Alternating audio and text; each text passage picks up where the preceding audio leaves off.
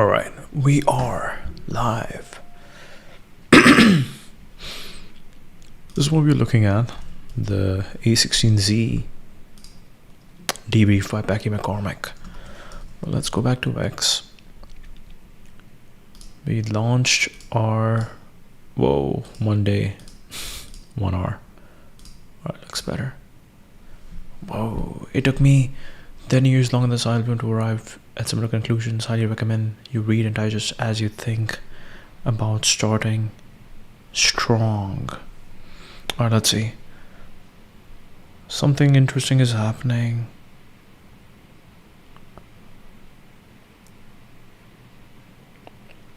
Chelsea. Alright, perfect. Sahil Bloom. 35 things I know at 35. I wish I knew at 25. It's crazy. The difference is crazy. It's crazy. Okay. I'm not a big birthday celebration guy, but every year I use the day as a spark for reflection. Zoom out. Consider what I've learned along the way. You can reinvent yourself whenever you want. You're never stuck. You're allowed to change. New habits, new mindsets, new standards, new people, new career. There are no fixed timelines for reinvention, no age restrictions, no maximum limit. You can reinvent yourself today, tomorrow, and as many times as you need to create the life you want. Tolerance. We're gonna bookmark it. I think there's this new idea of bookmark guy. We all are bookmark guys. Reply guy to bookmark guy era. Reply guy to bookmark guy pipeline.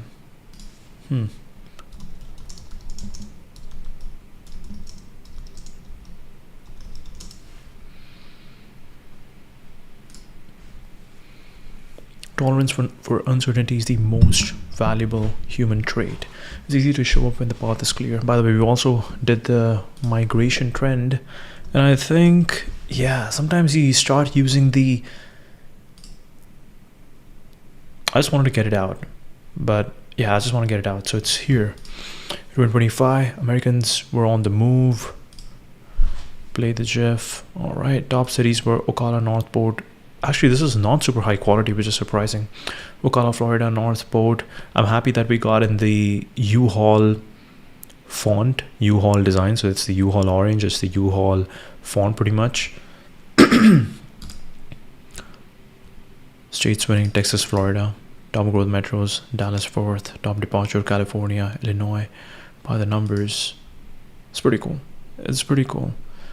What we could have done better. I think we could have done better by using more orange. And right now, this is not very clear.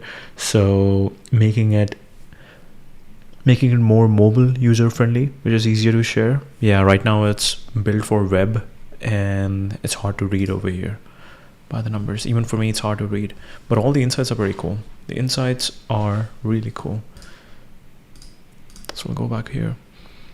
Tolerance for uncertainty is the most valuable human trait. It's easy to show up when the path is clear. It's hard to show up when it's anything but. One who shows up every single day, even when the rewards are uncertain. The one who can tolerate the most uncertainty is the one who will eventually win.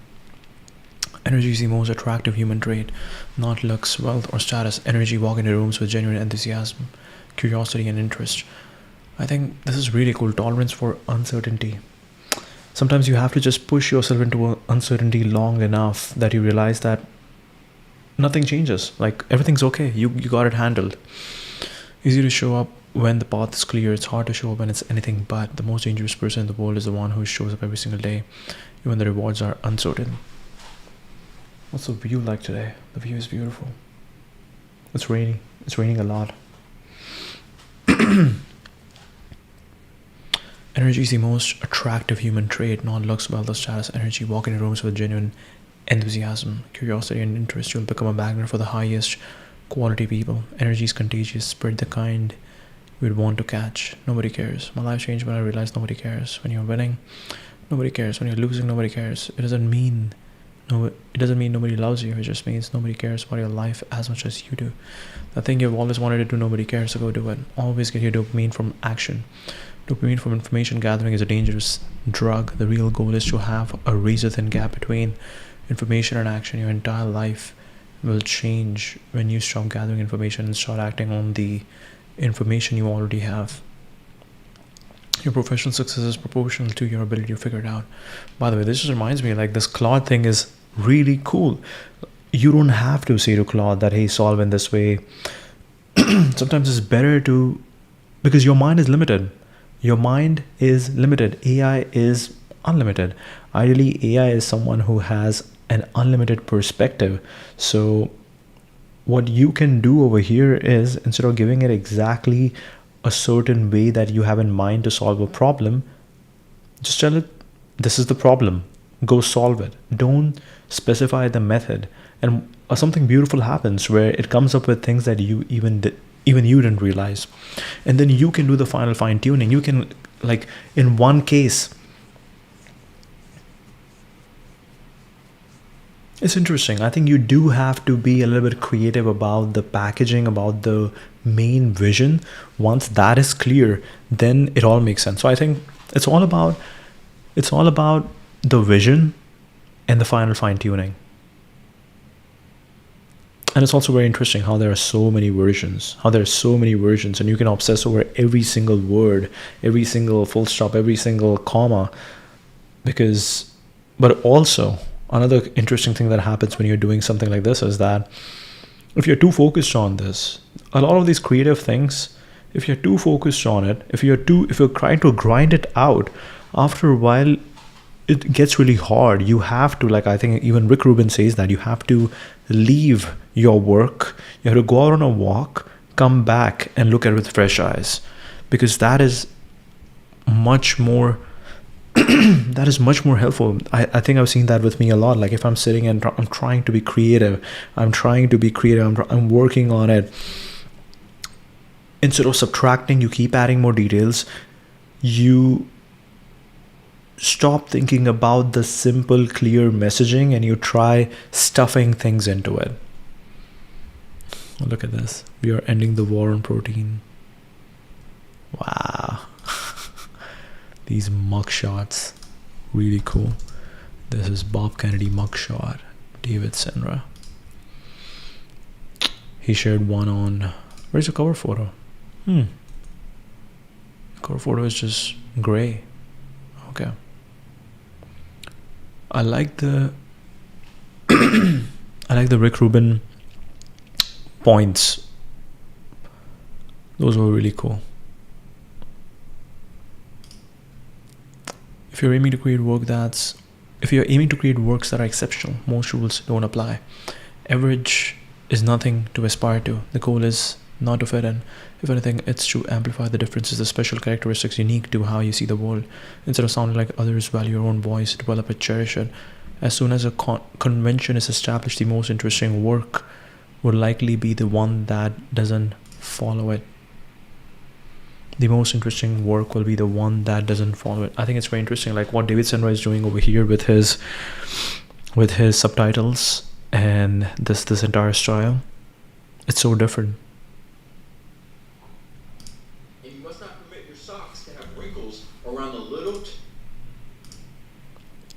And submerging yourself in great work. Consider submerging yourself in the canon of great works.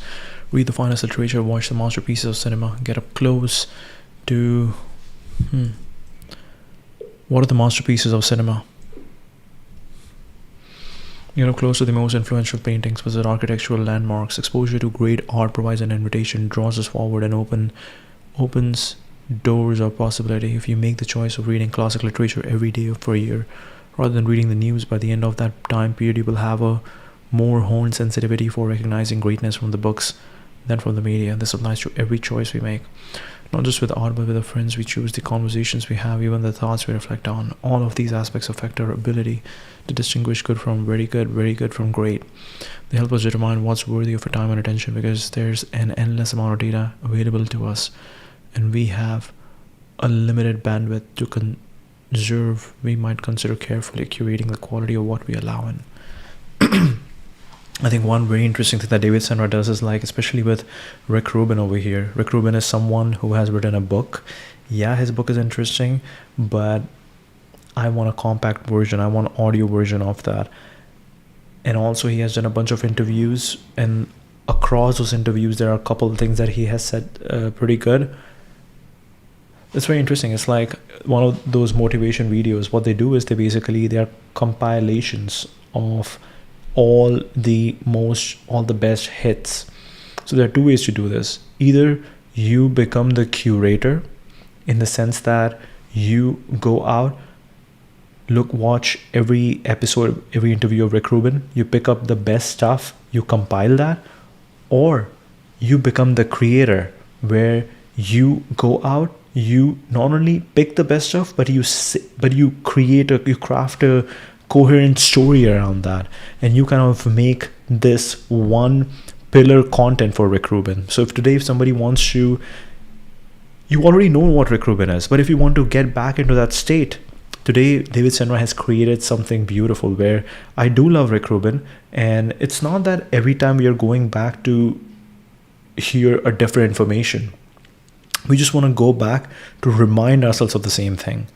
And instead of now going to these podcasts where there's a lot of intro, a lot of outro, a lot of random conversation, you can go straight into something like this, which is highly curated, where it's 1 hour of just the best hits, very specifically focused on Rick Rubin.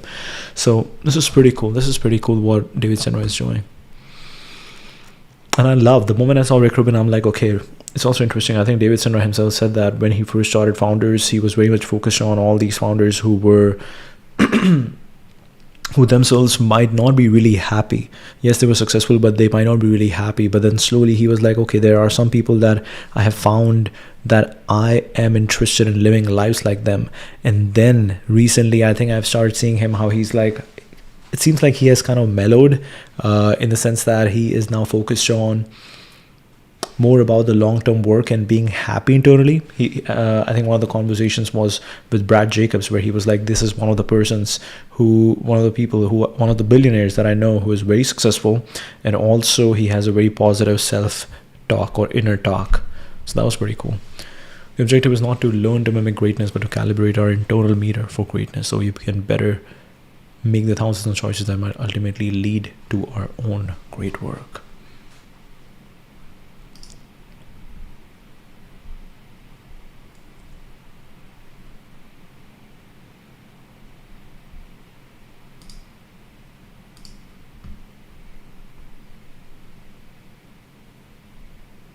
And to actually change, he saw an opportunity and he was willing to pursue it, and to actually change the entire industry. At the time, pocket watches were passed down from father to son, and they're also hidden in your pocket. Wow. What David Senra is doing now is more like film documentaries about these guys. He's like shipping documentaries every week. He's shipping these high quality documentaries every week, which is crazy. Well, you're going to buy one pocket watch and it's going to last for 100 years. But now if I take that product that was hidden in your coat and I put it on your wrist, what happens? It becomes a fashion accessory. People see it. It helps the product spread. And so he says the wristwatch is the type of product of which each individual likes to have not only one, but several. Rolex was thus able to get several years ahead of other watch manufacturers who persisted in clinging to the pocket watch as their chief product. He saw an opportunity and he was willing to pursue it and to actually change the entire industry. This is beautiful.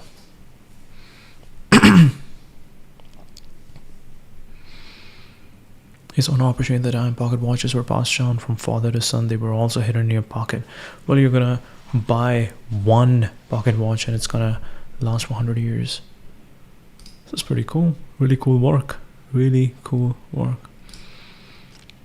Some successful artists are deeply insecure, self-sabotaging, struggling with addiction, or facing other obstacles to making and sharing their work. An unhealthy self-image or a hardship in life can fuel great art, creating a deep well of insight and emotion for an artist to draw from. They can also get in the way of the artist being able to make many things over a long period of time. People who are particularly challenged in this sense generally can produce creative work over and over again. This isn't because they are not artistically capable, but because they are because they were only able to break through their own issues 1 or 2 times and share great work.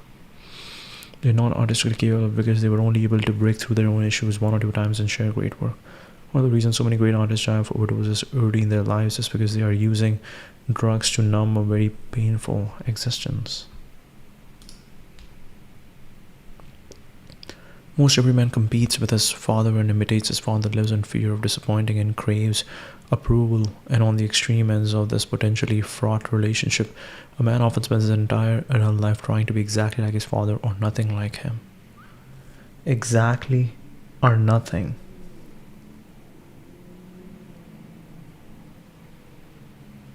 Wow.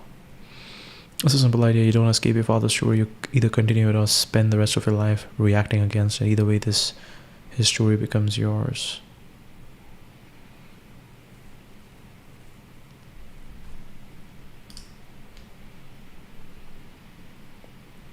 This photo is so cool. Imagine they went to Nanobrana. They're like, hey, can you add more volume to Rick Rubin's beard? I think they have done something like that.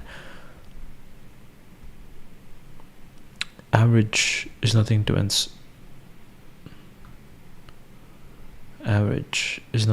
aspire to. Nonsense stream of ideas.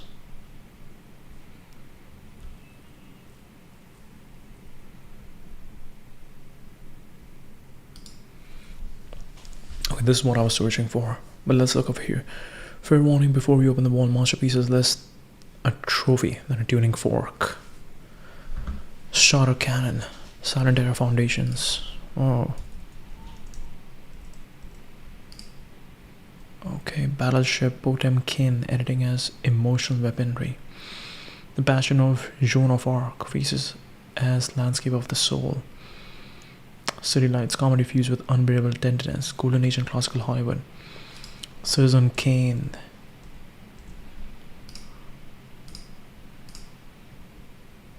Power, Memory, and Fractured Truth. Casablanca, romance shaped by history. Sunset Boulevard, Hollywood staring into its own cracked mirror. Sunset Boulevard. Where can I watch Sunset Boulevard? Netflix. Yes. No. No. Apple TV rent or buy. Okay. Where can I watch Casablanca? No, not we are going to watch. Where can I watch Casablanca?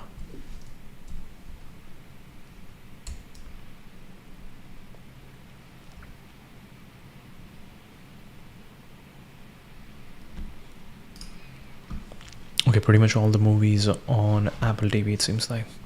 Seven Samurai. Structure, Honor, and Human Chaos. 8.5. Creativity, Wrestling Itself. The Seventh Seal. New Waves. Breathless, Tokyo Story, Persona.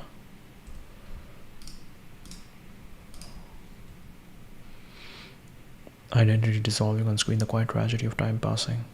Tokyo Story. New Hollywood directors seize the wheel. Apocalypse Now. Taxi Driver. I think I've watched Taxi Driver. Alienation in Neon. Yes. The Godfather. Power is Inheritance. Modern Contemporary Canon. Cinema Expands Inward and Outward. Pulp Fiction. Mulholland Drive. Dreams leaking into reality. There Will Be Blood. Obsession Distill. In the Mood for Love. Don't binge. Submerge. Watch one film, sit in silence after. Notice what it sharpens in your taste, patience, sensory structure, courage to choose differently. This is really cool. This is really cool. Your professional success is proportional to your ability to figure it out. You'll constantly be handed tasks you have no idea how to complete. There's nothing more valuable than someone who can just figure it out, do some work, get it done. If you do that, people will fight over you. Never let your head outsmart your gut. Most decisions in life are made when you allow your head to talk you into something when your gut already said no. It took me a lot of painful experiences to realize just how true it really is. Your gut is own intuition, or refined, elevated biological protection mechanism. I rule if your gut says no, the answer is no. Show up when it's hard, show up when it's messy, show up when no one's watching, show up when you don't feel like it, just show up. You can never bet against the person who just keeps showing up. Fear comes from inexperience, not incapability. Incapability. You're afraid because you haven't done it yet, not because you can't do it. Having the courage to act in the face of it. Learn to work without validation. Anything above zero compounds. Take pride in finishing things. Life improves when you embrace your inner extremes. Paradox is living inside me, deeply emotional in peace, deeply rational in war. Creative, wandering at times, rigid structure at others, quiet writer, aggressive lifter, extroverted introvert. You're taught to avoid extremes, but leaning into them is how you find your flow. Take a long time to build. The worst mistakes in life are made when you try to do fast what's meant to be done slow. Careers, businesses, relationships, hell, there are no hacks. Chasing them leads you into peril.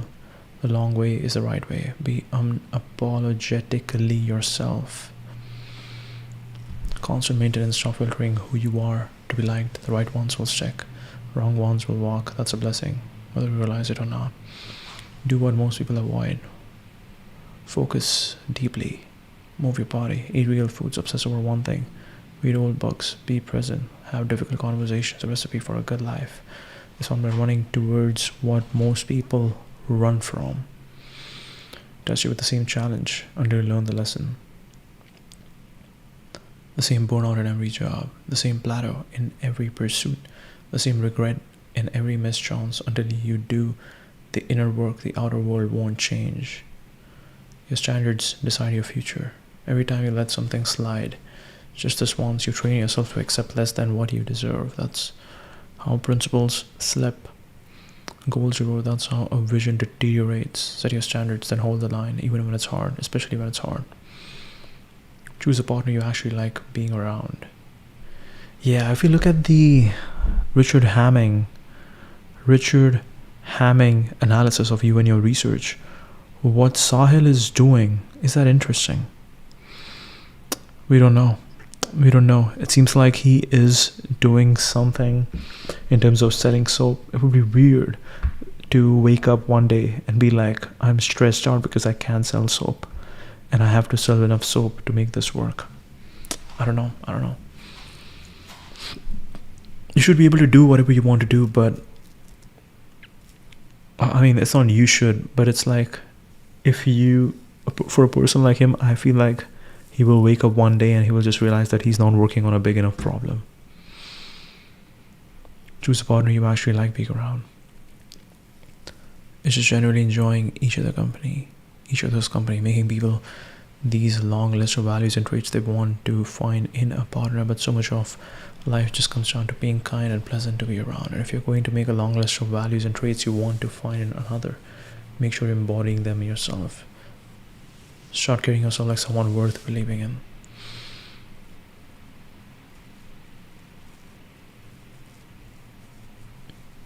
Don't wait, just start. Take that crazy leap of faith. Say the words now. Tell people you love them. Apologize when you should. Forgive. Everything in life has an expiration date. Opportunities don't wait until you're ready. Miss them now, and you miss them forever. Confidence isn't about knowing you will win. You'll bounce back even if you don't. Real confidence is built on resilience, adaptability, tolerance for uncertainty. Fear loses when you embrace that failure is never final. Stress and anxiety feeds on idleness. You feel stressed and anxious because you're not doing anything. When you take action, you starve them of the oxygen they need to survive. The answer is found in the action. I think this is the quote from Rick Rubin. When flowing, keep going.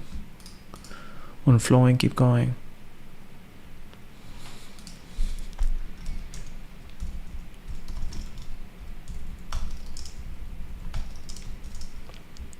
Keep going. Yes, when flowing, keep going. Working out will rewire your brain. There's no such thing as a loser who wakes up at 5 and works out, creates evidence that you have the power to take an action and achieve a desired outcome, that you have agency over your own journey, that you are at the wheel that has ripple effects into every area of life. Energy fuels growth. Give you energy to stress, complaints, and negative people, they will grow. Give you energy to ambitions, gratitude, and positive people, they will grow. Choose wisely. Nobody's thinking about you. You have to know when to stop. Stop chasing people who run away. Stop forcing relationships that drain you. Stop grinding on things that don't matter. Stop saying yes when you mean no. Stopping isn't weakness, it's wisdom. Do hard things every single day. The pain, the struggle, the resilience, the grit, and then the reward, the thrill of knowing that you paid the cost of entry for the thing you wanted to achieve. Hard things are good for the soul. Don't complain about anything. Emotional control is the ultimate sign of personal growth. You can just do things.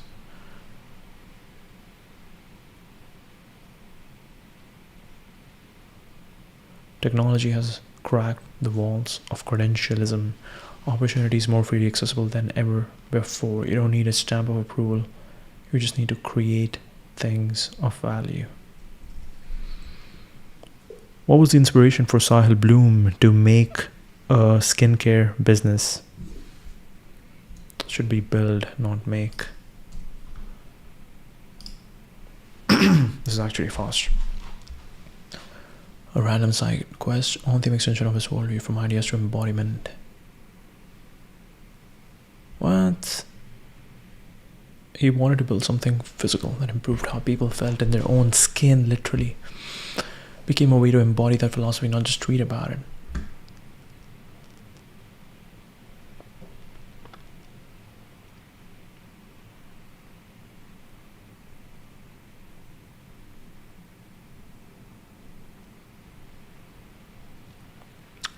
Men's skincare options were either overly clinical, weirdly feminine, or stuffed with ingredients nobody understands.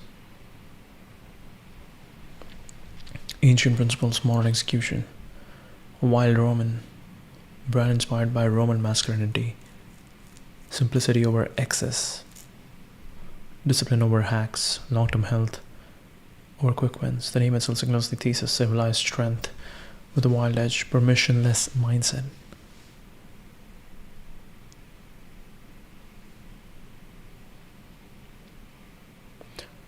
Respects his future self, values energy and presence, shows his standards over shortcuts, just happen to be the vessel.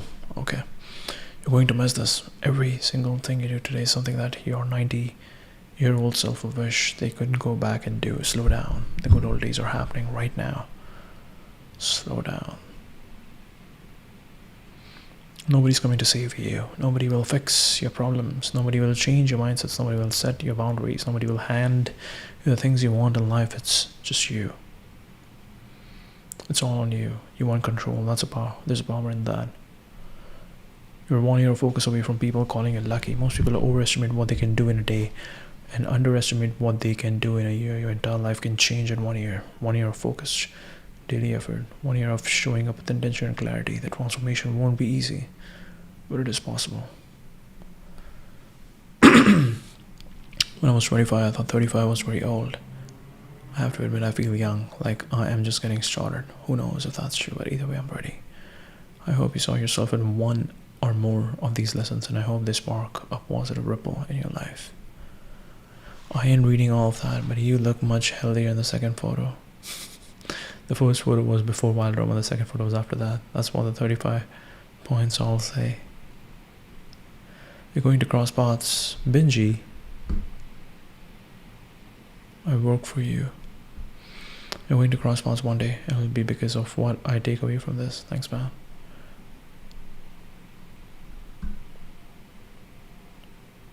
Christofuturist, applied AI engineer, movement builder, ex Google Tech lead, Gauntlet AI graduate. I met Gary once in Denver, I believe.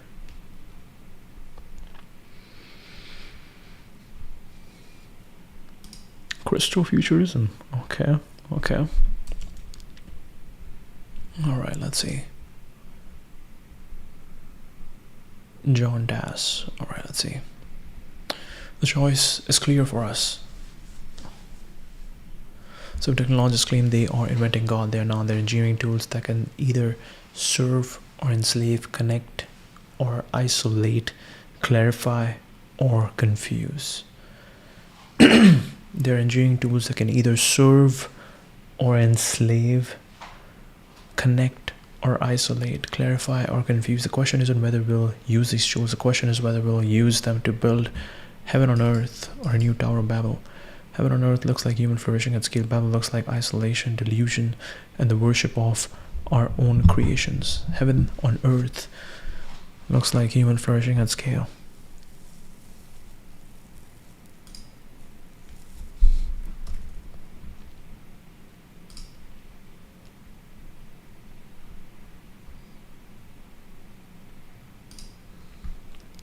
This makes me think that I should post the journey rather than the final solution.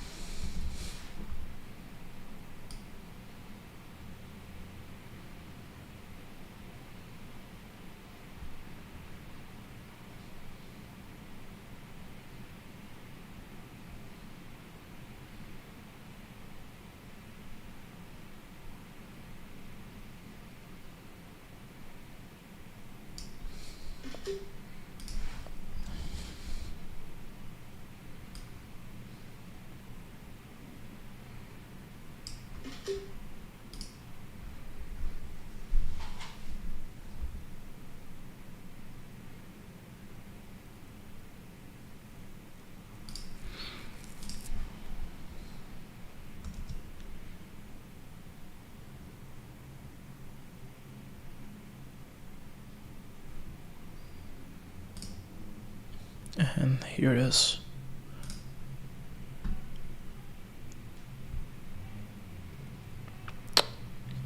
Can we copy a GIF?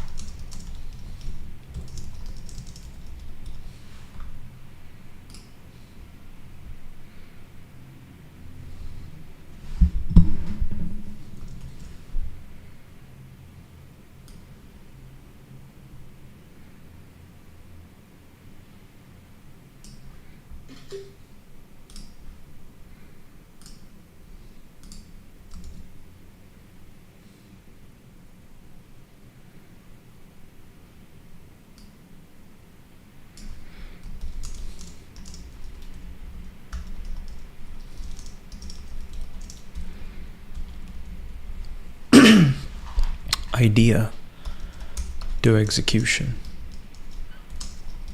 in less than a minute. What a time to be alive.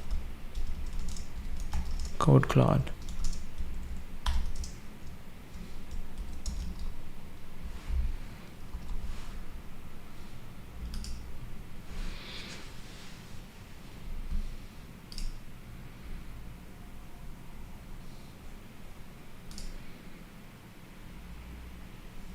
I'm doing a mini project on Claude. U-Haul has this index that tracks where people are moving to based on their one-way truck rentals data. I never imagined a U-Haul rendition of Spotify rap. Yeah, Spotify rap, U-Haul Wrapped. Imagine how a U-Haul Wrapped, similar to Spotify rap, look like based on this data. This was actually really cool. This was actually really cool. Okay.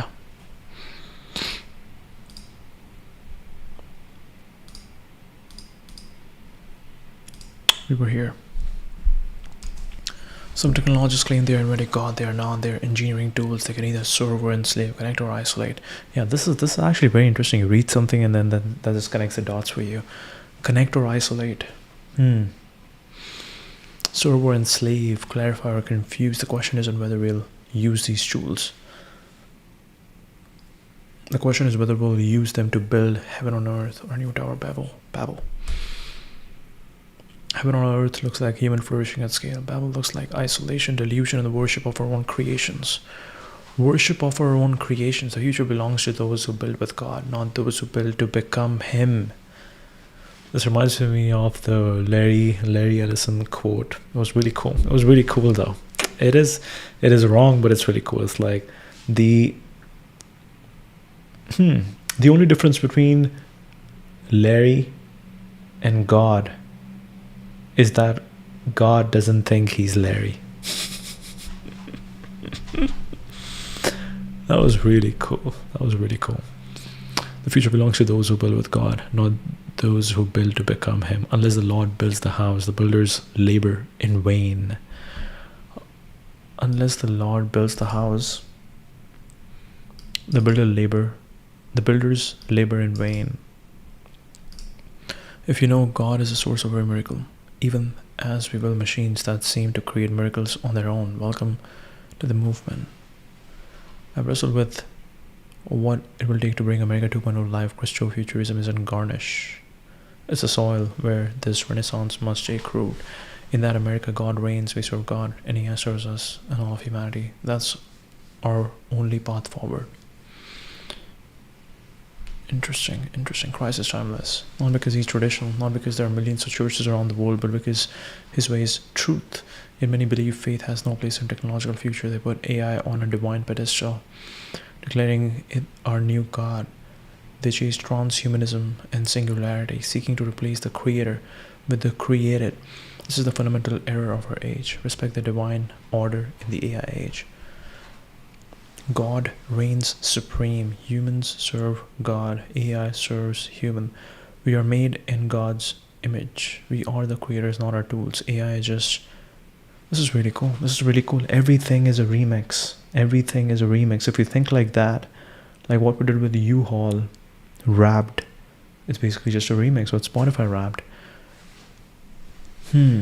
But that actually gave us really interesting data. Okay. U-Haul Wrapped. It's also a pretty cool name. It's like, yeah, that's a cool name. And I think you can also do something with the branding. Give me other brands like U-Haul. Very old, but very close to heart of people. Something that is very useful to the public, but very old.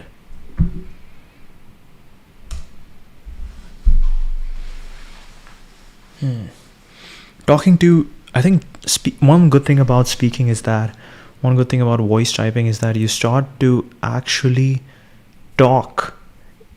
You say exactly how you think. Because most of the time what happens, voice typing, yeah, so this is the thing. One thing that voice typing, wow, this is actually a tweet. Wow. One thing that voice typing does really cool is that you ask your questions. You type exactly how you speak. Because what happens when you are typing is that you are self-editing. You are first crafting this entire question with all the right full stops and commas and everything before you hit send. But voice typing, you talk or you write like you think.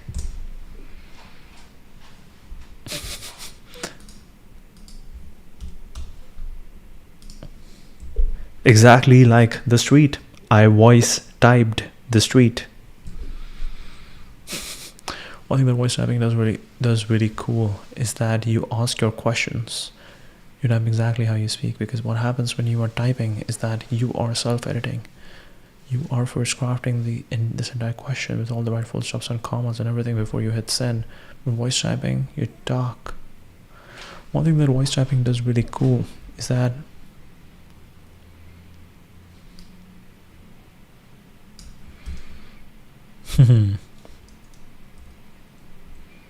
Now I'm self-editing.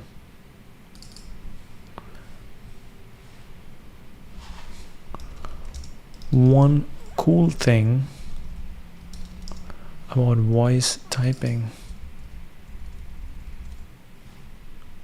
is that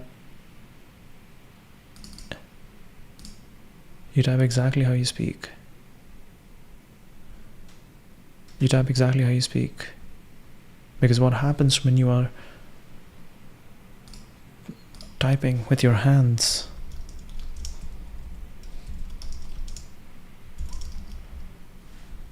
is that you are self-editing. You are crafting this entire question or sentence with all the right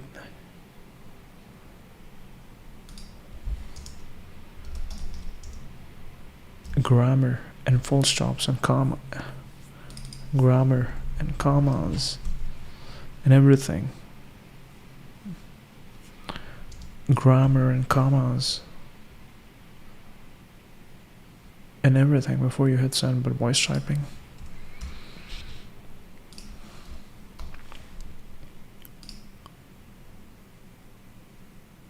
You write like you think. You write like you truly think. You truly write like you think.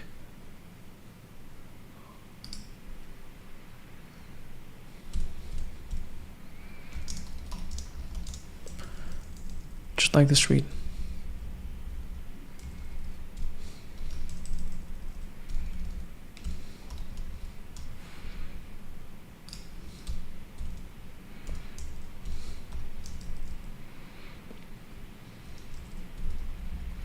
I voice typed it. It's not exactly voice type. We are still doing a lot of editing. But yeah, one cool thing on voice typing is that you type exactly how you speak. You type exactly how you speak.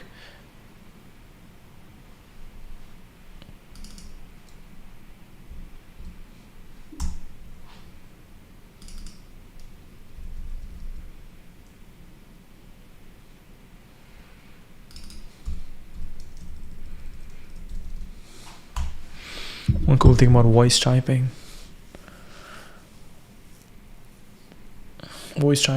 is that you type exactly how you speak. Is that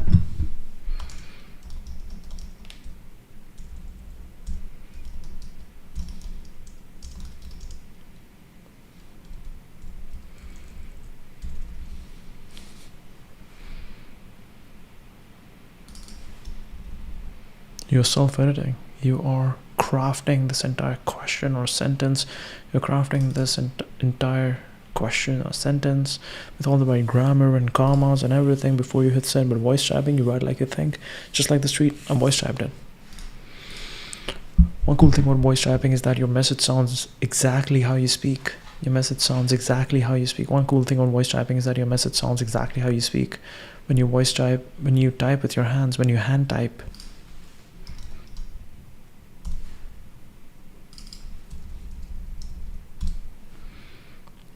you are self-editing.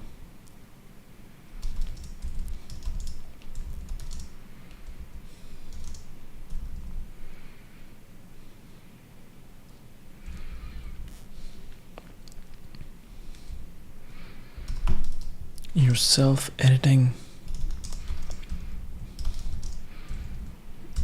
Even before you hit the keys. You're crafting this entire question or sentence with all the right grammar and commas and everything before you hit send. But voice typing, you write like you think. You type like you think. You write like you think. You type like you think. You sound like you think. Just like the street, I voice typed it. You like you think. Sound exactly like you think.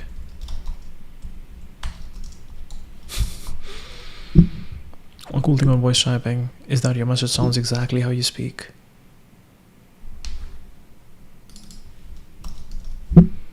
Your message sounds exactly how you think. how you would normally speak, how you would normally talk, how you would normally talk. Now I'm self-editing. Okay. One cool thing about voice typing is that your message sounds exactly how you think. When you hand type, you are self-editing even before you hit the keys, even before your fingers hit the keys. You're crafting this entire question or sentence with all the right grammar and commas and everything before you hit send. But voice typing, you sound exactly like you think. Just like this tweet, I voice typed it. With Wipr Flow.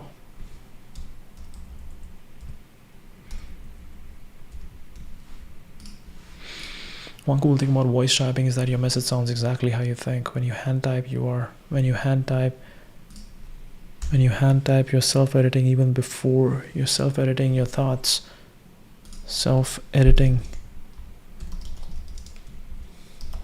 your thoughts even before you're self-editing your thoughts even before your fingers hit the keys. You are crafting this entire question or sentence with all the right grammar and commas and everything before you hit send. But voice typing, you sound exactly like you think, just like the street. I voice typed it with Wipr Flow.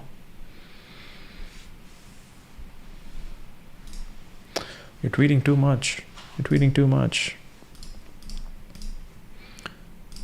Whoa, something happened. Something happened. Let's check it out. Okay. Yes. Good point. Okay, now we are going to David Senra. The world isn't waiting. Oh no, wait. Gary Shang. Yes. We are made. United States Postal Service, Greyhound, Yellow Pages. Once the physical internet still lives on cultural memory like a fossilized god.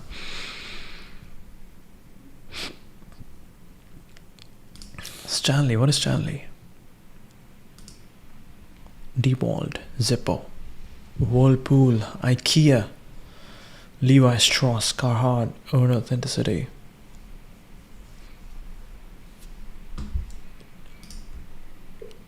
Does United States Postal Service release some sort of annual data or report?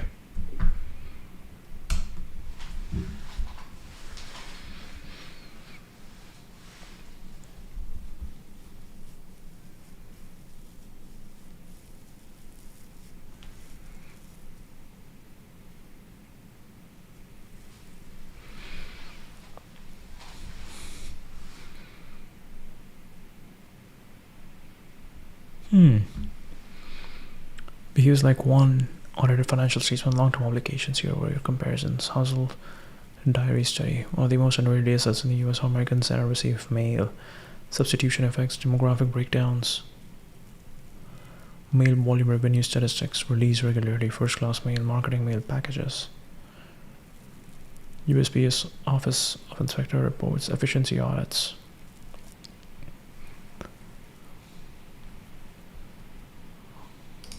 Wow. Find me the data. Oh.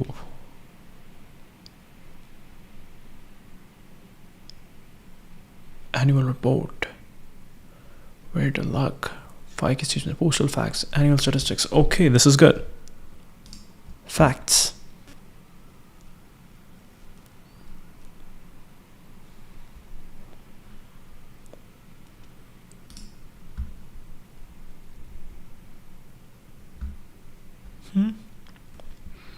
Postal facts. Fleet of free deliveries from one office, ahoy. Introduction. Search keywords, map facts. Years past, top facts. Security, marketing, size scope, common good.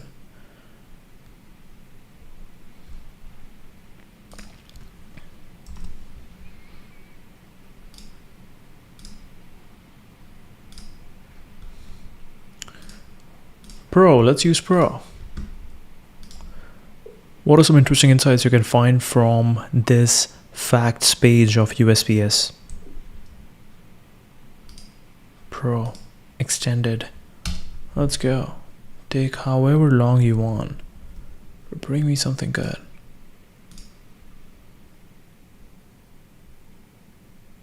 GPT 5.1, 5.2 auto instant thinking. Research grade intelligence. Research grade intelligence. We have got ChatGPT to go all out on research grade intelligence. Let's see what happens. All right, that was good. Okay, we are the creators, not our tools. AI is just another technology we create, like a knife, a tractor, or a crane powerfully as divine now. And Silicon Valley engineers pray to algorithms. In New York, hedge funds worship market data. In LA, images gospel. Everywhere people kneel before something. Idolatry. I don't know how to say that word. Idolatry. Let's see.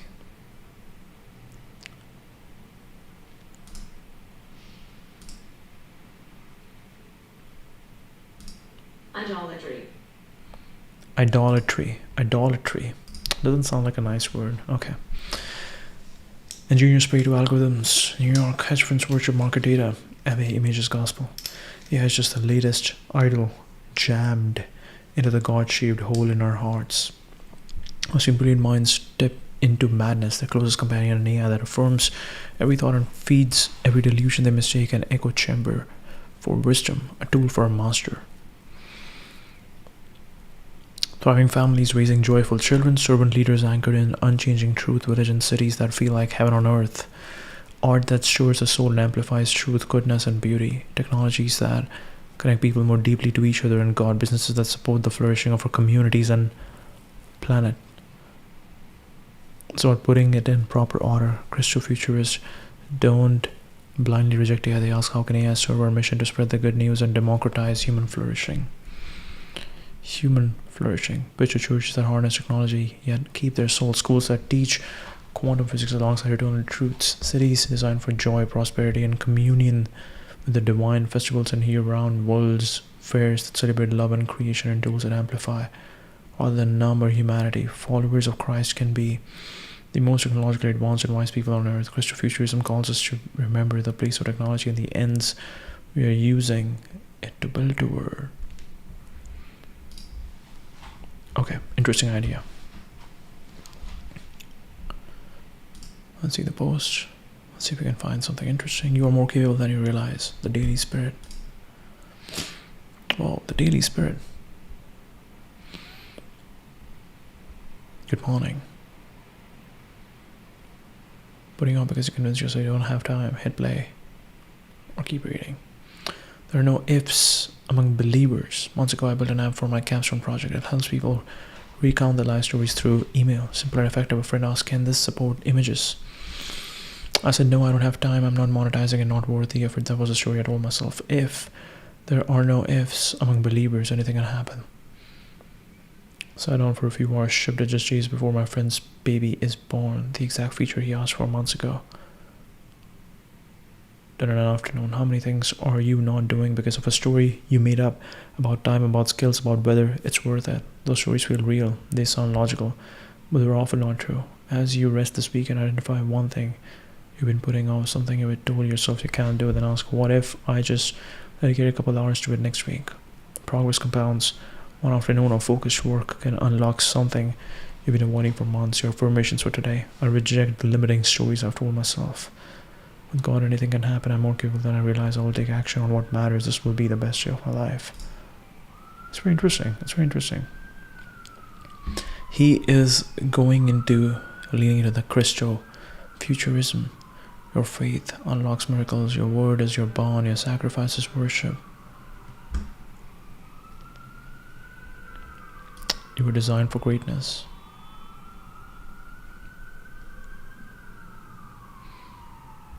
Morning exhortation for ambitious Christians, people who want to build, own, and leverage everything for the kingdom. If that's you, you're in the right place. God can do anything. You know, far more than you could ever imagine or guess or request in your wildest dreams. He does it not by pushing us around, but by working within us, His Spirit deeply and gently within us. I take it by faith that God designed you to be the greatest in the world, and being you, a specific kind of warrior, a specific kind of kingdom builder, a space in the world shaped exactly like you. God does not call us to mediocrity. He does not whisper settle over you. It does not say play it safe. It's also very interesting. This reminds me of David Senra. David Senra, he was basically like, what is Founders? Founders podcast is basically church for founders.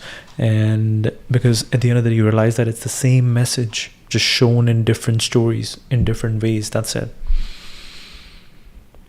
Call us to mediocrity. He does not whisper settle over you. He does not say play it safe. For most of us, the call is to be in the world boldly, as loud witnesses as walking, talking examples of what God can do in a surrendered life.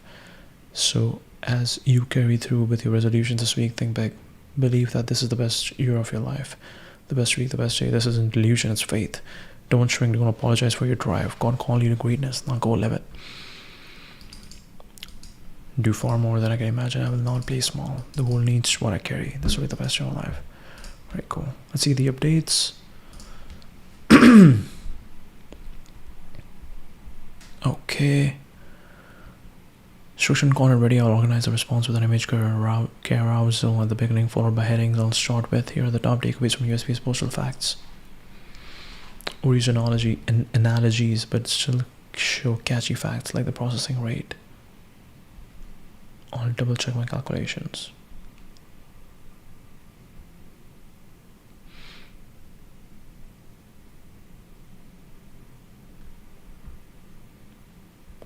The USPS is massive. For scale, there are delivery points, routes, vehicles. It handles 44% of the world's mail. Its payroll is $2.1 billion every 2 weeks. On the tempo side, it sorts 371 million meal pieces daily. And even AI is like writing an exclamation that, oh shit, I'm surprised. Query limits and selection. I think it's also interesting. It's like, let's ask AI.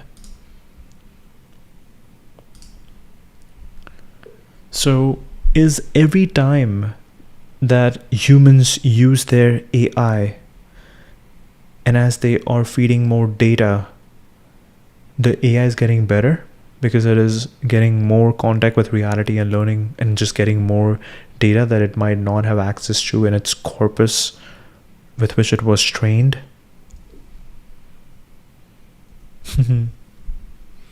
That's a long question.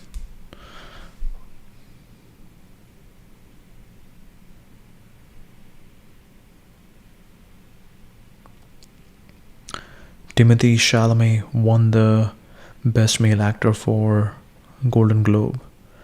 Dream big. Golden Globe's Best Actor winner, Real Chalamet. Wow.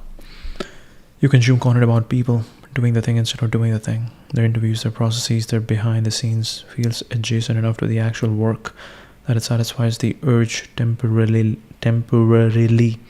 Then you close the video and you're still exactly where you were, just more informed about how other people moved while you stayed still. Wow. S to your marketer, S to your designer, S to your engineer. This is not possible. This is now unstoppable. It's really cool to see how Zach is reacting, because he has an app, he has a distribution, he has built something that people are using daily. I think this is the cool thing about fitness. This is the really cool thing about fitness, that you can just go at it every single day. This guy connects Claude to Blender.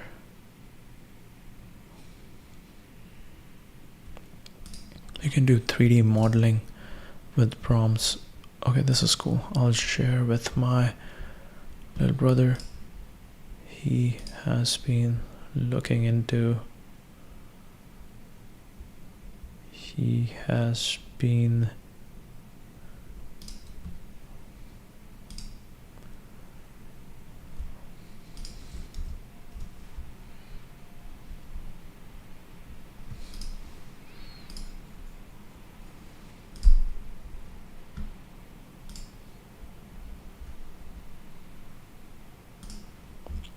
really cool.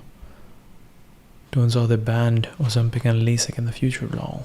I don't know about you guys, but if I'm ever forced to watch more than 7 seconds of this new Star Trek, I'll be rooting for whatever species is able to take out the Enterprise. Subspace instability may be creeping in, and we're the first to chart it. This would make an excellent practical study module for the spatial harmonics lab, Captain. All right. Well, let's not trouble the ship on our first try. The bad lads, Captain. Subspace instinct. Wow. Wow, Starfleet Academy. The future looks like the future. No, not that future. What is the new Star Trek movie? No. What is the new Star Trek movie? We'll do a quick check on ChatGPT. Starfleet Academy.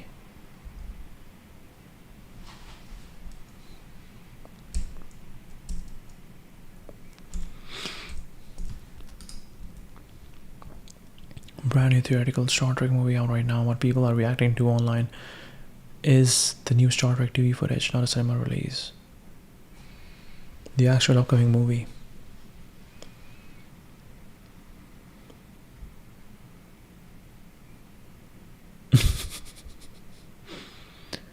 Series, not a movie, set after Discovery, focused on young cadets, brighter, more contemporary visual style, leans heavily into modern TV aesthetics, which longtime fans find jarring. Mostly about this show, context by fans are salty. Radical medical tech, instant healing, regeneration, post-scarcity, abundance, a future that felt more capable than ours. Some newer entries depict a future that feels oddly constrained or culturally present day, which breaks immersion for older fans based on Star Trek The Next Generation. The voyage home. The future should look like the future.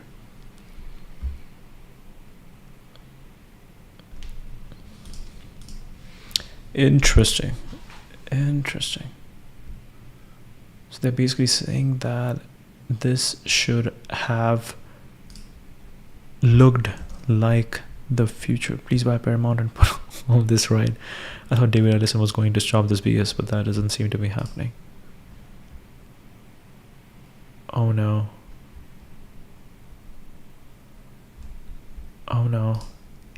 I think something's gonna happen. People are just gonna be like, Elon, just buy this thing, fix it. Following after decades, Star Trek Academy unveils the further fate of the two whales from Star Trek 4. Okay, this is too much now. Okay.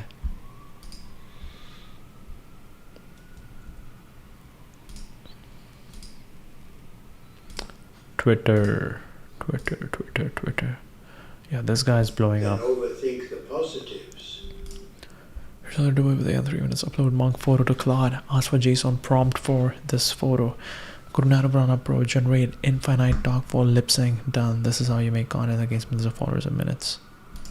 Overthink the best outcome. Overthink how good this life could be. Overthink how peaceful it would feel if things slowly, quietly worked out.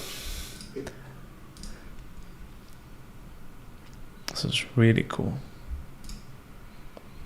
Okay. Create a photo of a monk in Bhutan as an Instagram influencer.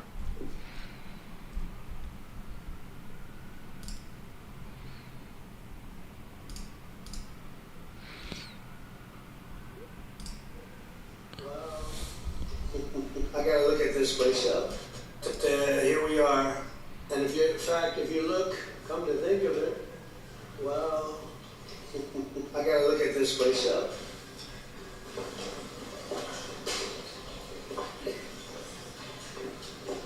Wow. What a view. Here we are.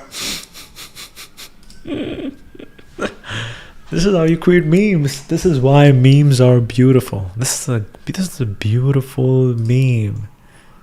This is a beautiful meme. This is a beautiful meme. Yeah, this is like the selfish gene. The selfish gene. What are we talking about? We're talking about selfish gene. We're talking about how memes are the seed that travel super fast. This is amazing. Like when you create something like this, it just spreads. It is funny. It just spreads. They're sending all the right messages together. The games we play, by the way, this song looks pretty cool.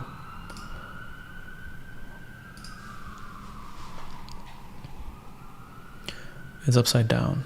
Finally deprecated the 11 servings of bread at the base. Interesting. Okay. Zach.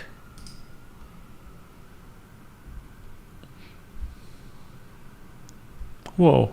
No cover photo. There's a new trend. People are not having cover photo. Okay. Stop thinking about yourself. Stop thinking about your plans. Stop thinking about your mood.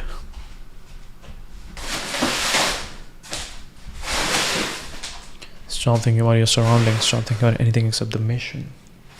The mission is your life. Everything else is just there to support it. Optimize for the mission and the big picture. Forget everything else. Amplify the differences. If you're aiming to create works that are exceptional, most rules don't apply. Average is nothing to aspire to. The goal is not to fit in everything. It's to amplify the differences, the special characteristics unique to how you see the world.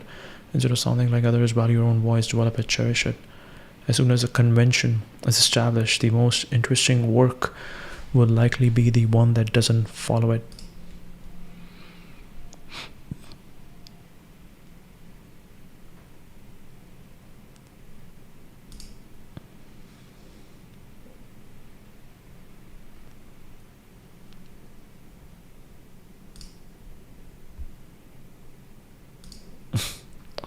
Bet against me.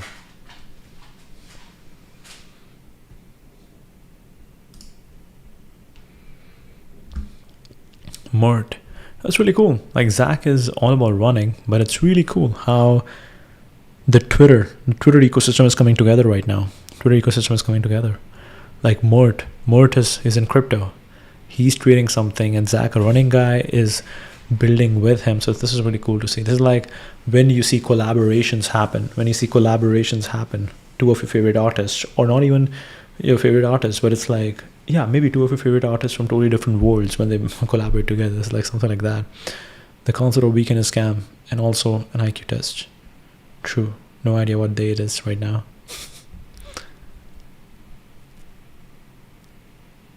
Run 4 of the year.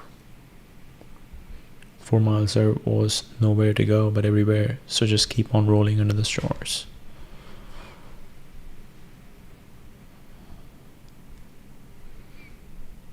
That's pretty cool. Zach's entire feed is just guys with their runs. That's it. The voice of Erin. Make soil play. Me, my shoes, and the voices. You cannot predict who you will meet. Wow, again, really cool. Wiser, a guy.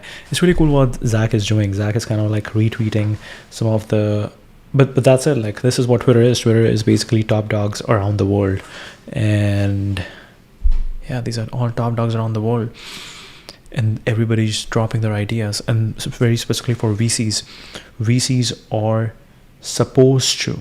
Your job as a VC is to post your thesis, get feedback on your thesis, get your thesis to have a contact with reality. So the problem over here is that becomes your work.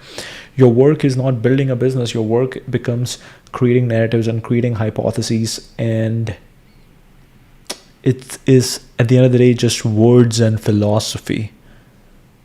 But narrative is important because if you create the right narrative, that could act as a wave for the right startups to win.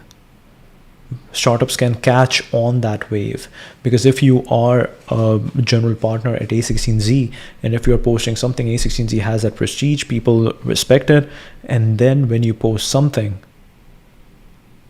people feel like, oh, these are the smartest people, they have access to everything, they have invested in everything, they have access to the top talent, to the top founders, and if they are saying something, there is something over here. So you have this, what do we call that, self-fulfilling prophecy going on. Success begets success. You don't predict who you will meet, who could change your life. Together you might change the world. Jerry Garcia was 21 when a 16-year-old Bob Weir stumbled upon him playing banjo. They decided to start a band. Wow. Jerry Garcia. You simply can't predict the people or events or ideas that change your life. The only thing you can do is put things out into the world and leave your house sometimes. As a young man, Mr. Weir, let's say Bob, Bob played guitar, piano, and trumpet, an event that became part of Grateful Dead lore. A 16-year-old Mr. Weir was wandering with a friend in Palo Alto, California on New Year's Eve when they heard a banjo playing and followed the sound to a music store. Mr. Garcia, 5 years his elder, was preparing to give lessons. It's funny how they're like, 16-year-old Mr. Weir. We sat down and started jamming and had a great old rave. I had my guitar with me and we played a little and decided to start a jug band.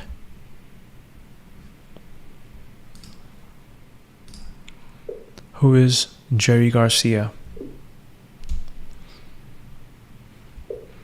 What are some most popular dialogues from Star Trek? Go. Go. Alright, let's see. Who's Jerry Garcia? Wow. Oh, guitar looks cool. American musician, songwriter, and cultural lighting rod. Vocalist, spiritual center of the Grateful Dead. Grateful Dead, 65, became famous for long exploratory guitar improvisations that blended rock, blues, folk, bluegrass, jazz. He wasn't just a band leader, symbol of 60s counterculture, freedom, curiosity, non-conformity, and collective experience. Concerts felt less like performance, more like temporary societies. Deadheads and Long Road, fans known as Deadheads. Wow, Grateful Dead, Deadheads. Followed the band from city to city, trading tapes and stories. Grateful Dead pioneered a touring and fan community model that later inspired jam bands and even modern creator economies. Beyond the Dead. Deadheads sound like zombies. That's like a second name for zombies. Beyond the Dead. Garcia played in many side projects, including the Jerry Garcia Band, and was deeply rooted in bluegrass and Americana traditions. Music for him was an ongoing conversation rather than a finished statement. In 1995, age 53, where his influence keeps looping back into the culture, live music ethics, improvisation, community first fandom, and the idea that art can be a shared journey rather than a polished product. Art can be a shared journey. Wow.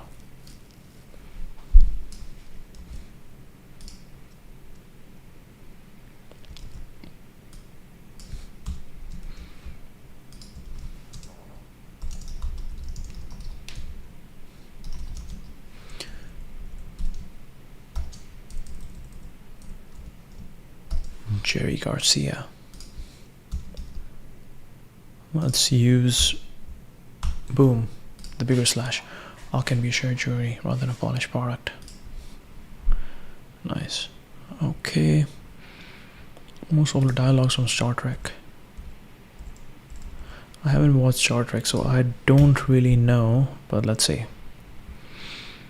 Let's just give us spaceships. Give us is this still running? Oh, it worked finally. 17 minutes. Okay, so this is good. I hope it found something good. I hope it found some interesting facts. Okay. From Star Trek, the original series, Space, The Final Frontier, the opening invocation. Let's align more. Space, The Final Frontier. The opening invocation, let's align more, a mission statement for human curiosity. Beam me up, Scotty. Beam me up, famously never said verbatim in the show, yet culturally immortal. Collective memory more than canon. Live long and prosper. Spock's benediction, calm, rational, strangely tender. Live long and prosper. Logic is the beginning of wisdom, not the end. Spock again, quietly dismantling the idea that intellect alone is enough. Logic is the beginning of wisdom, not the end. The needs of the many outweigh the needs of the few or the one. The needs of the many. The needs of the many.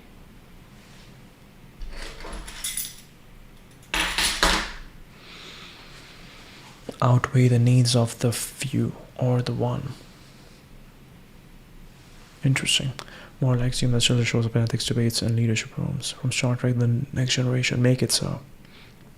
Captain Picard turned decisiveness into poetry. It is possible to commit no mistakes and still lose. That is not weakness, that is life. It is possible to commit no mistakes and still lose. That is not weakness, that is life. One of the most quoted lines in all of sci-fi. Stoicism, Starfleet edition. It is possible to commit no mistakes and still lose. That is not a weakness, that is life. Engage. Minimalist authority. One word, infinite momentum.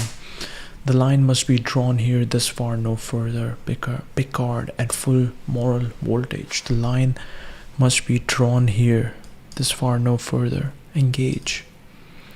Minimalist authority. One word, infinite momentum.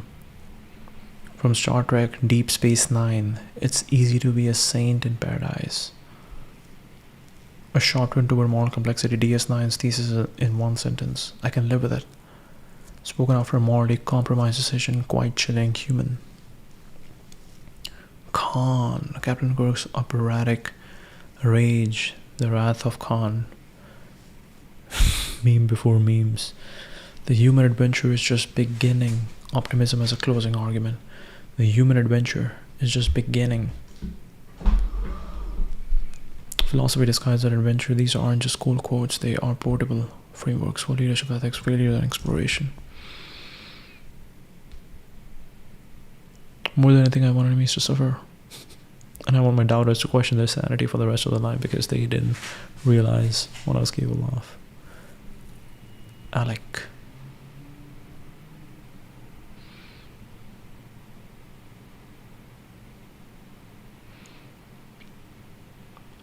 "10 miles done and dusted, and the day is still young." And the day is still young. You should run until you are pushed to tears. What are you already? I love this game.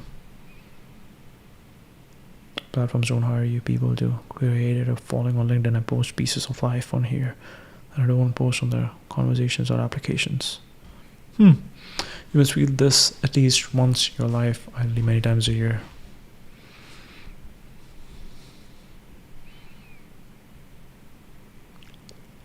Once you see it. What is this? Sweet Club. Sunday service. If a core button on your app does not make you feel something emotionally, it's not good enough. We used to only consume media made by other people until internet, iPhone. Today we still only use software made by other people. That's the easiest way to explain it. App creator will be the new content creator, still very early. Early. Very early.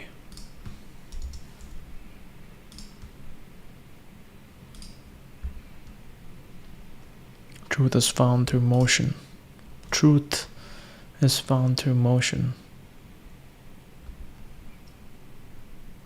All the hype is around using Claude Code to build stuff, when the real hype should be using Claude Code with Figma. There is a soul to product that Claude Code still lacks. But this just improve constantly. Jeff Bezos, if you absolutely can't tolerate critics, then don't do anything new or interesting. If you absolutely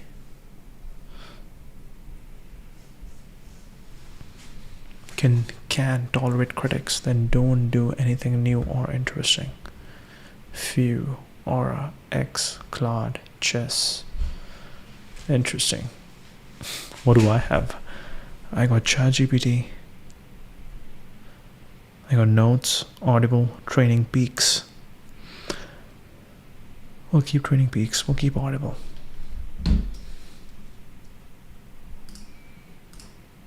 This one is closed. This one. Okay, let's go back. The world isn't waiting for more of the same. Greatness begets greatness. It's infectious. The best work is the work you're excited about. When flowing, keep going. Impatience is an argument with reality. The work reveals itself as you go. The way we do anything is the way we do everything. Whatever we concentrate on, we get. Listening is suspending disbelief. Listening is suspending. Oh my God, I don't understand it. Listening is suspending disbelief.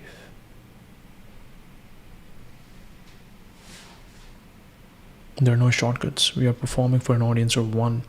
The ability to look deeply is the root of creativity. Look for what you'd notice, but no one else does. You're dealing in a magic realm. Nobody knows why or how it works. Our calling is to make beautiful works to the best of our ability. For both the artist and the athlete, the details matter, whether the players recognize their importance or not. The impossible only becomes accessible when experience has not taught us limits. Failure is the information you need to get where you're going. The only person you are ever competing against is yourself. The rest is out of your control. Just one habit at the top of any field can be enough to give an edge over the competition. If there is a rule to creativity that's less breakable than the others, it's that the need for patience is ever present. Stepping away and returning with fresh eyes brings clearer insight into next steps. Yes.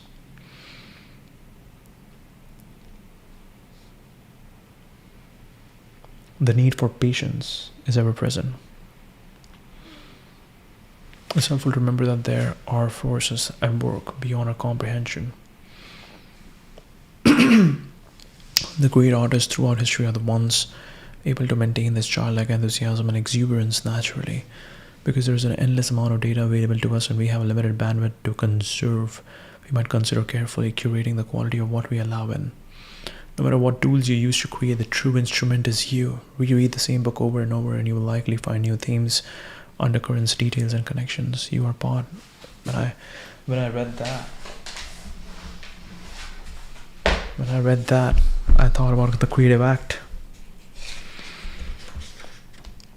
Imagine going to live on a mountain top by yourself forever. You build a home that no one will ever visit. Still, you invest the time and effort to shape the space in which you will spend your days. The wood, the plates, the pillows, all magnificent, curated to your taste. This is the essence of great art. We make it for no other purpose than creating our version of the beautiful, bringing all of ourselves to every project, whatever its parameters and constraints. Consider it an offering, a devotional act. We do the best as we see the best, with our own taste, no one else's. We create our art so we may inhabit it ourselves. Measurement of greatness is subjective, like art itself. There is no hard metric. We are performing for an audience of one. If you think I don't like it, but someone else will, you're not making art for yourself. You have found yourself in the business of commerce, which is fine. It just may not be art. There's no bright line between the two. The more formulaic your creation is, the more it hugs the shore of what's been popular, the less like art it's likely to be. And in fact, creativity in that spirit often fails even at its own goals. There is no more valid metric to predict what someone else might enjoy than us liking ourselves. Fear of criticism, attachment to a commercial result, competing with past work, time and resource constraints, the aspiration of wanting to change the world in any story. Wow. This is I think one of the last ones. This is actually the next one, yeah, 31. Fear of criticism, attachment to a commercial result, competing with past work, time and resource constraints, the aspiration of wanting to change the world in any story beyond I want to make the best thing I can, whatever it is, are all undermining forces in the quest for greatness. Instead of focusing on what making this will bring you, focus on what you contribute to this art, to make it the best it could possibly be with no limitation. If you're creating something with a solely functional purpose, such as a car designed to reach a certain top speed, other intentions may matter. If your project is purely artistic, then redirect your inner voice to focus on pure creative intent. With the objective of simply doing great work, a ripple effect occurs. A bar is set for everything you do, which may not only lift your work to new heights, but raise the vibration of your entire life. It may even inspire others to do their best work. Greatness begets greatness. It's infectious. I'm actually curious. Did Rick Rubin hire a ghostwriter for his book?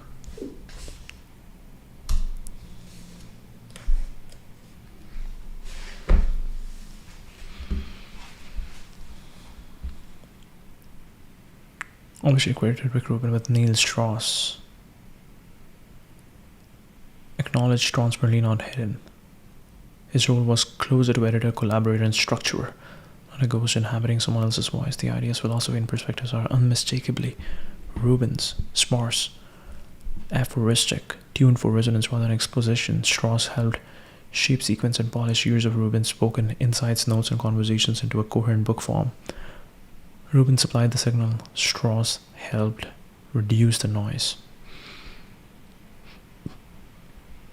The author thinks orally the work is philosophical rather than narrative, and the goal is clarity, not autobiography. Crucially, Rubin has never claimed sole authorship, and Strauss has never claimed to be the author. No deception, no literary ventriloquism.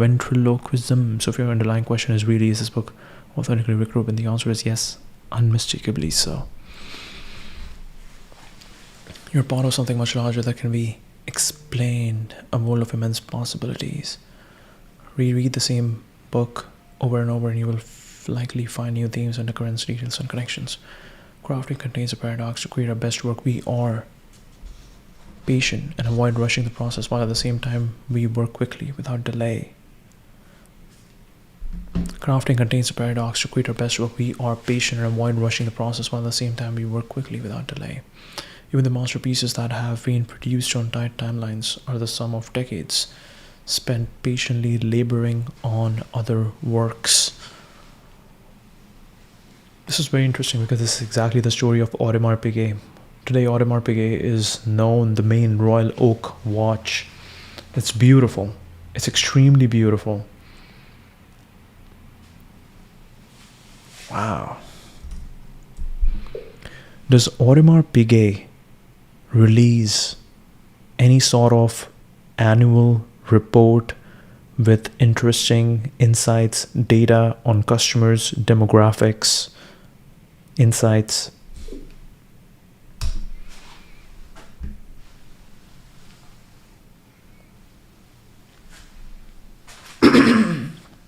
Deep customer demographics, the way a public company or luxury conglomerate would, is privately owned and fiercely discreet by design. Few icicle windows into how they think and operate. Selective figures. Annual production, revenue, average price per watch, among the highest in Swiss horology.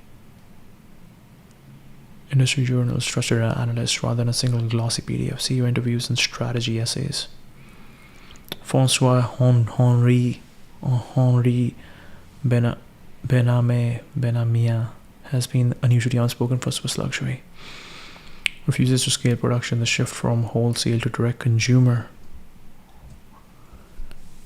Show me photos of Audemars Piguet factories.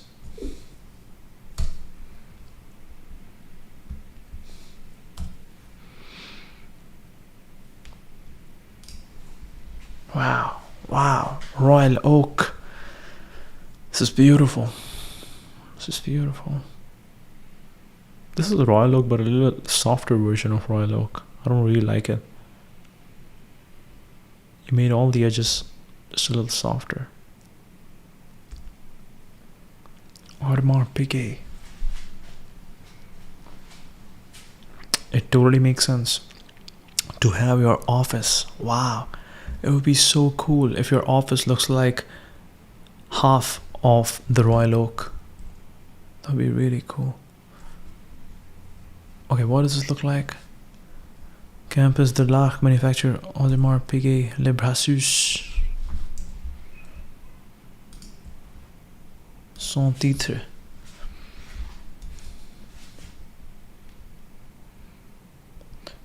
Concevoir un projet industriel flexible, évolutif, éco-responsable et emblématique pour la nouvelle manufacture d'horlogerie Audemars Piguet sur le site actuel de Brassus, mise en œuvre en 2 étapes sans interruption de la production industrielle dans le complexe horloger existant in situ. In situ, c'est quoi in situ? En situ. Sur place, en place, in situ, sur site. Le projet, ce nouveau bâtiment évoque un demi-cadran de montre. Half watch dial. Okay, this is actually really cool. So it is a half watch dial, but what's the shape? The shape doesn't look like Royal Oak. S'étendra sur 17 000 mètres carrés. Mètres carrés. réparti sur 3 étages et sera relié à l'actuelle manufacture de fourches par des passerelles. Passerelles, I knew this word. Gateways, ok. Passerelles latérales à l'image de certissage. Certissage. Réunissant sur un même toit tous les sites industriels d'Audemars Piguet à la vallée de Joux. Pensé comme un projet évolutif dans le temps, ce bâtiment saura s'adapter aux besoins futurs de l'entreprise grâce à la grande flexibilité de ces espaces. And it's also very interesting about learning French that I took a mini break, but still, the fact that you push yourself to CLB7 means that you are getting to a level where you understand everything. So I think there's the thing over here, because if the goal is just CLB5, let's say, you might reach that level, you might hack your way into that level, you might reach there, you might forget about the language, and this entire process wouldn't have been useful. But I think CLB7 means that you're pushing so hard that number one, you won't forget, number two, you don't want to forget because of how much you push yourself. It's really cool. Le projet a été pensé avec l'humain et le bien-être des artisans en son centre, ainsi une multitude d'endroits conviviaux, favorisant la détente et les échanges entre les employés ont été prévus. Des origines du projet, tout a été pensé pour réduire l'empreinte carbone de ce nouveau complexe. Dépourvu, c'est quoi dépourvu? Devoid d'énergie fossile, la production de chaleur sera assurée par le réseau de chauffage à distance bras sur bois. Les panneaux photovoltaïques installés en toiture roof seront accompagnés par de généreuses surfaces de rétention végétalisées de manière variée pour former des petites biotopes. À la pointe de la technologie grâce au V de façade électrochromatiques sage glace qui se tente.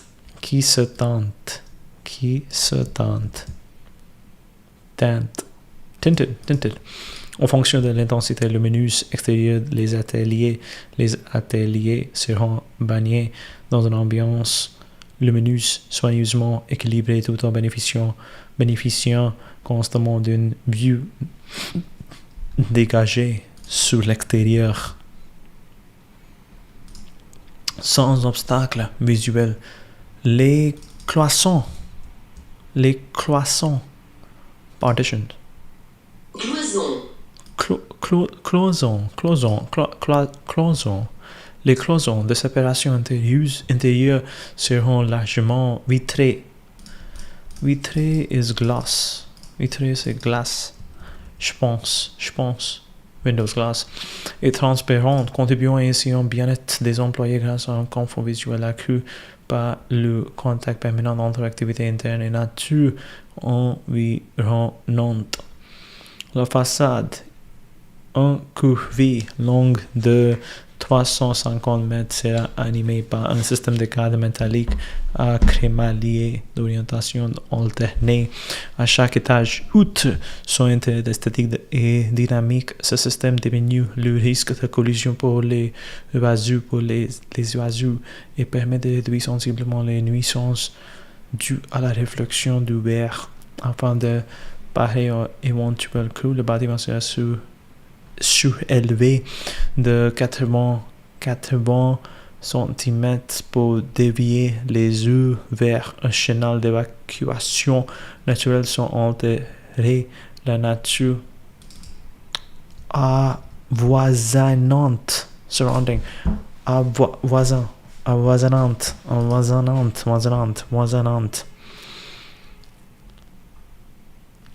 La rencontre. Oh, so this is the setup. Okay. Really cool. Okay. Quelque part de la gare de Berceau, une nouvelle manufacture d'exposition de parc largement équipée en borne de recharge électrique à l'instar de celui prévu juste à côté de la gare Cette nouvelle construction constitue des bâtiments emblématiques de la marque et s'inscrit en 3 lignes de l'engagement d'Audemars Piguet en faveur d'une architecture avant-gardiste et respectueuse de son environnement. Really cool.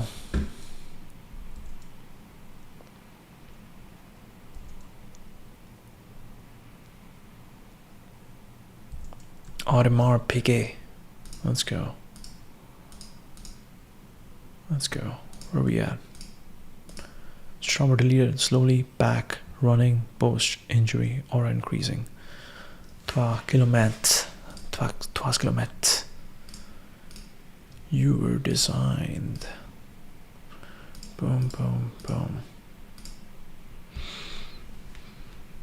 AP House Materials.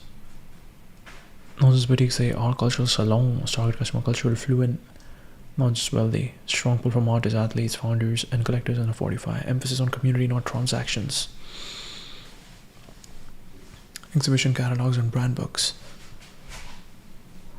How they think about time, legacy, and craft, what values they want to associate with the brand, what scarcity is more moral, not technical in their worldview.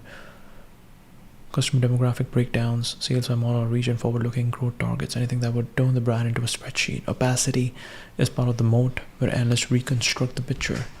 Morgan Stanley and Lux consult Swiss watch reports, watch industry analysts, long-form profiles. The metadata, the AP way, treats it as an internal instrument, not a public performance. If you make the choice of reading classical literature every day of the year rather than reading the news by the end of that time period, you will have more honed sensitivity for recognizing greatness from the books than from the media. The objective is not to learn to mimic greatness, but to calibrate your internal meter for greatness, so we can better make the thousands of choices that might ultimately lead to our own great work. If we can tune in to the idea of making things and sharing them without being attached to the outcome, the work is more likely to arrive in its truest form. It's very interesting. There's one of the singers, and I am actually really inspired. There was a lot of his work that I didn't like, but I was really inspired by the fact that he would actually just put out work, and that was incredible. He would actually still put out work, and that was incredible, because that allowed him to slowly do so much work that he's able to find his true form. And I think that is much more important than There's also a reason why volume is interesting, because it's something that for Andrew Huberman was very interesting. Like, if you just release one work and then you are like, yeah, now I'll take a long break, and then I will take a year break, and then I'll come back. During that entire break, you are riding on the result of your previous work. So it's really important to, I think it was Ryan Holiday mentioned something like this, where he would actively plan his vacations just in the middle of the work or just before releasing the work, because once the work is finished, you gotta quickly start the new work. Once one project is finished, you have to quickly start the next project. Otherwise you will be really affected by the outcome of that previous project. So you have to isolate, what's the word? You have to cushion yourself. No, you have to isolate. You have to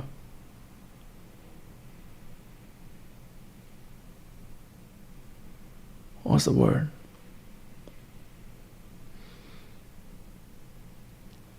Insulate.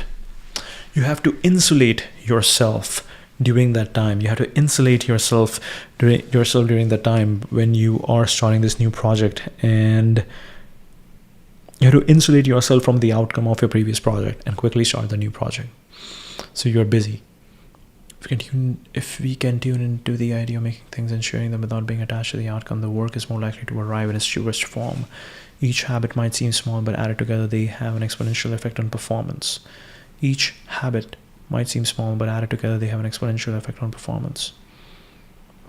The more of the work you can see, the easier it becomes to gracefully place the final details clearly where they belong. Art is choosing to do something skillfully, caring about the details, bringing all of yourself to make the finest work you can. There's an abundant reservoir of high quality information in our subconscious, and finding ways to access it can spark new material to draw from. There's an abundant reservoir of high quality information in your subconscious, and finding ways to access it can spark new material to draw from. We are affected by our surroundings, and finding the best environment to create a clear channel is personal and to be tested. To hone your craft is to honor creation. By practicing to improve, you are fulfilling your ultimate purpose on this planet. The object isn't to make art, it is to be in that wonderful state which makes art inevitable.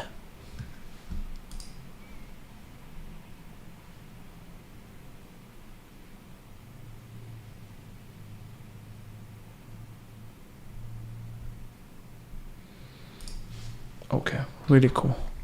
Just a quick break.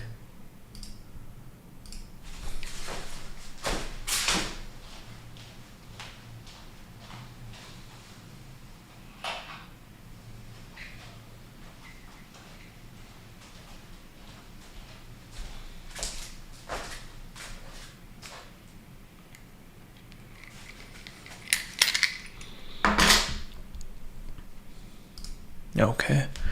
Alright, we are affected by our surroundings, and finding the best environment to create a clear channel is personal and to be tested.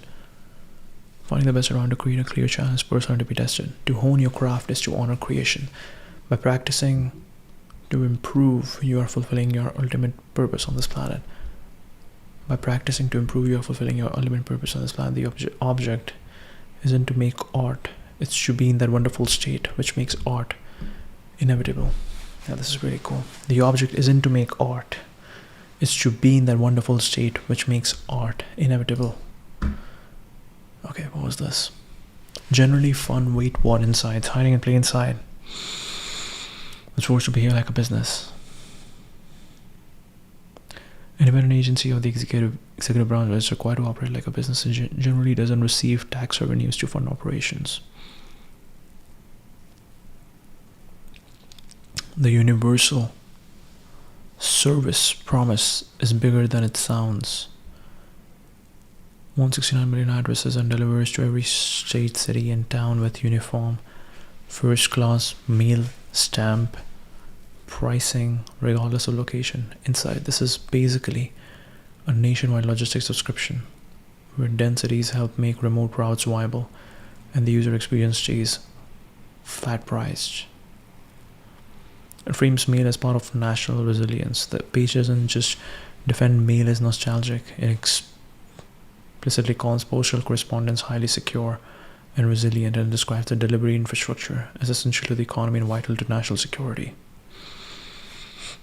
Not a retail service, think roads, not stores. It claims an enormous physical footprint. Largest physical and logistical infrastructure of any non-military government institution. Often central in emergencies, elections, commerce, and community connectivity. Your mail carrier is also a lightweight welfare check system. One highlight that stood out: the carrier alert program. Unusual signs like uncollected mail and at-risk customers' home and alert emergency personnel.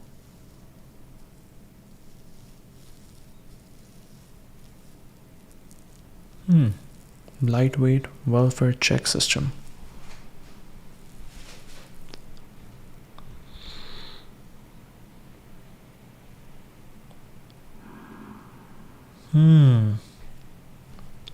Very interesting. Lightweight welfare check system. A boat has its own zip code. Contract mail boat out of Detroit that delivers mail to passing ships on the Detroit River. It has its own zip code, 48222.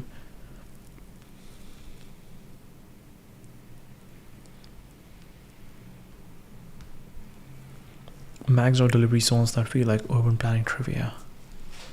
The post office location with the most possible street deliveries is Heritage Station in San Antonio.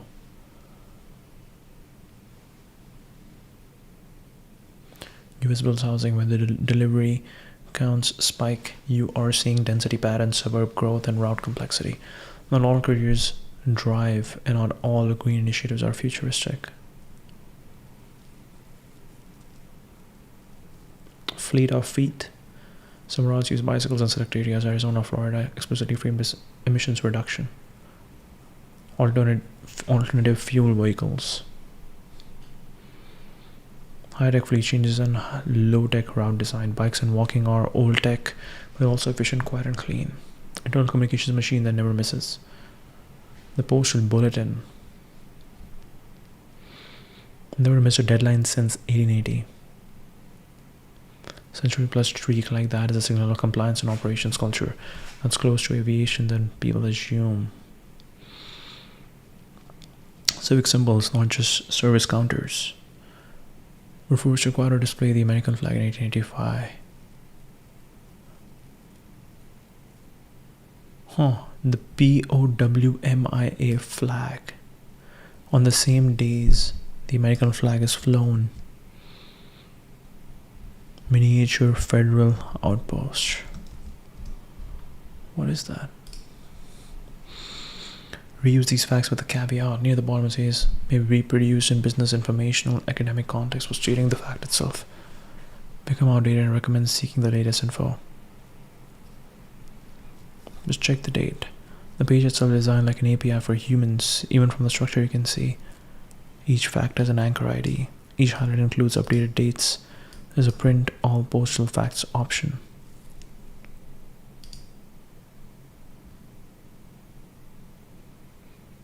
Interesting.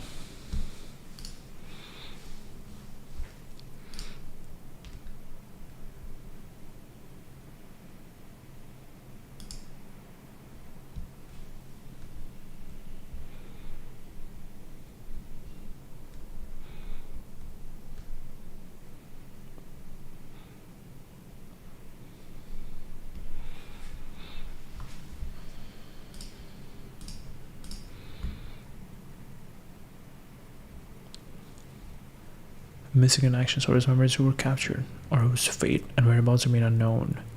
You are not forgotten. What does this flag look like? POWMIA. You're not forgotten. POWMIA. Really cool.